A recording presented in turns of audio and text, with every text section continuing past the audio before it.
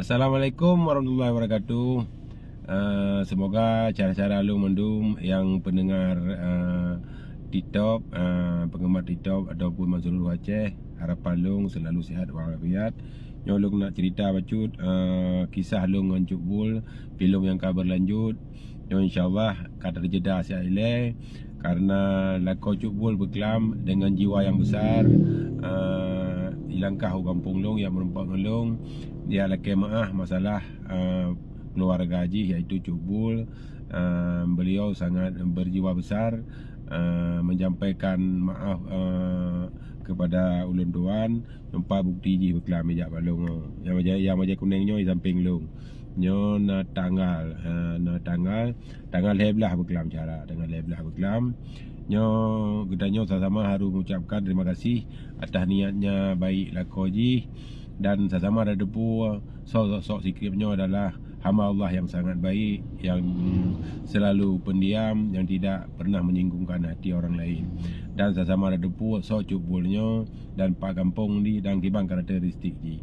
Dalam halnya long biki yang hantam salah cuma malaikat, yang hantam betul cuma syaitan, long manusia nah betul nah salah, tapi dalam halnya atas berjalannya video yang sudah lewat nyalung dengan jaro sipil tulai lu laki masjid kepada keluarga Sikriap Kusuji yang mungkin sama dengan Sikriap Jin yang kerja duduk pada kupi gara-gara ulah Cuk Bul, gara-gara ke sembrono Cuk Bul dalam berbicara, menancik dalam hal lu menyikapi dalam video Cuk Bul.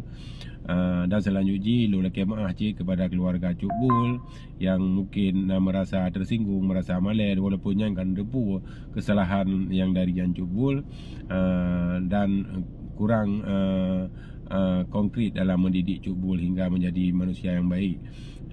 Jadi dalam halnya long jaro sipluh ya tule long laki maah nyo hana unsur paksaan dan hana unsur intimidasi mesira orang bi malah berkelam Sikriap yang jak balong. Mungkin Cuk Bul nak depu hubungan long kibangan dengan Sikriapnya kalau lagi ada long dari zaman kalau lagi adik long jadi barokah kain melaki saran maklum bahkan segala mengkawin dengan Cuk Bul pi nak pernah laki saran maklum cuma nya hanjit dah cerita kali dan long hana long pelumah hana long pegah pelumah video yang dia laki maaf berkelam. Jadi mungkin lagi nyan tapi harapan long sabar kepada Cuk Bul akan dia harus segera membuat video meminta maaf kepada Bunda Salma. Menyanyian hana jila kemah dengan cara media mungkin filem akan berlanjut lah. Kita tunggu episod selanjutnya. Assalamualaikum warahmatullahi wabarakatuh.